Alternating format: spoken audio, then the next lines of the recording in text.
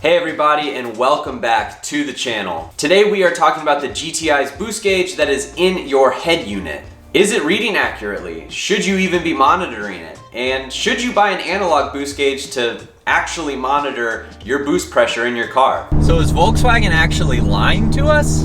The CEO of Volkswagen in America apologizing about how the company cheated on emissions tests. Well, in regards to their boost readings, not really. But if you're like me and you picked up your GTI, you switched on the performance monitors and was absolutely astounded when the boost pressure was reading close to 40 PSI. While VW isn't purposefully manipulating the numbers on your boost gauge, this was a couple of software engineers who put this in for whatever reasons. The gauge alone simply makes things more complicated if you are trying to actively monitor your boost pressures in your manifold.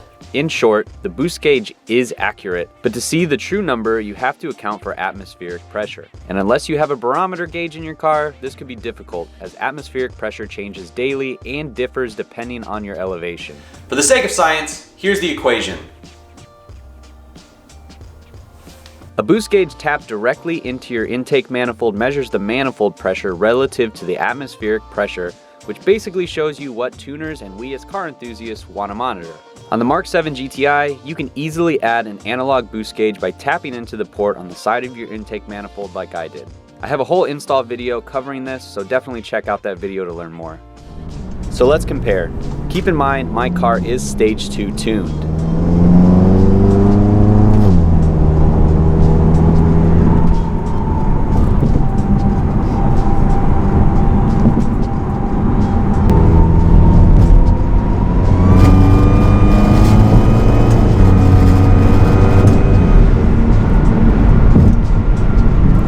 You can see clearly that the boost readings on my gauge reading manifold pressure and VW's digital readings are totally different. So not only will an analog boost gauge actually give you more scene points, but it will make it easier to monitor your car's boost pressures in real time without having to do any equations while you're driving. So if you are looking to monitor real-world boost pressure, just get an analog or digital boost gauge that taps into your manifold. There's nothing wrong with the boost gauge that VW has added to the head unit.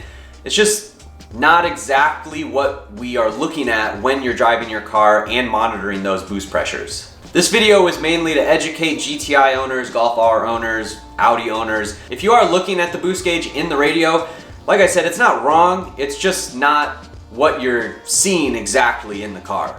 So hopefully this information helps for when you want to go get a boost gauge so you can monitor your boost pressures while you're doing 40 rolls on the highway against Challenger RTs. Thank you so much for watching, guys. I hope you enjoyed this video. If you are new to the channel, go down below, hit that subscribe button. Make sure you give this video a thumbs up, leave your comments below. I will see you in the next one.